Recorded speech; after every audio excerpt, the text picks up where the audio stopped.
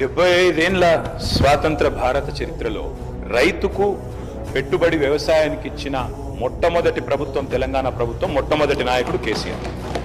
అయితే 72,000 కోట్ల రూపాయలు రైతుల ఖాతాల్లో నేరుగా జమ చేయడానికి ప్రేరణ అయింది. అసలు ఆ పథకం ఎందుకు తేవాల్సి వచ్చింది అది చెప్పకపోతే, ఆనాటి పరిస్థితులు ఆకలింపు చేసుకోకపోతే, బ్యాక్గ్రౌండ్ అర్థం కాకపోతే, పథకం ఎందుకు ప్రారంభించాల్సి వచ్చిందో దాని నేపథ్యం తెలియకపోతే మనం ఏం మాట్లాడతాం అధ్యక్ష?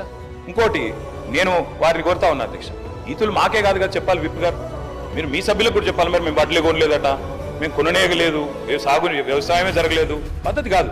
దయచేసి మీరు మీ సభ్యుల దిక్కు చూసుకొని వాళ్ళతో నేర్పించి ట్రైనింగ్ ఇచ్చిర్రు అధ్యక్ష 2 రోజులు. మరి వాళ్ళకి ట్రైనింగ్ చక్కగా ఇచ్చింటే బాగుండేది కదా అధ్యక్ష. అధ్యక్ష మేము ఒకటే అంటున్నాం అధ్యక్ష, ఆ రోజు రైతు కళ్ళల్లో ధైర్యం లేదు. ఉమ్మడి ఆంధ్రప్రదేశ్లో, తెలంగాణ ప్రాంతం కళ్ళంలో ధాన్యం లేదు. చిన్న రైతు పెద్ద రైతు అని తేడా లేదు అధ్యక్ష. 30-40 ఎకరాలు ఉన్న రైతు కూడా తెలంగాణలో, నేను చెప్పేది వాస్తవం కాకపోతే రేవంత్ రెడ్డిని అడగండి. ఎందుకంటే ఆయన మహబూబ్ నగర్ జిల్లా వలసల జిల్లాగా పేరుపడ్డ జిల్లా. ప్రతి సంవత్సరం 14 లక్షల మంది వలసపోయే జిల్లా.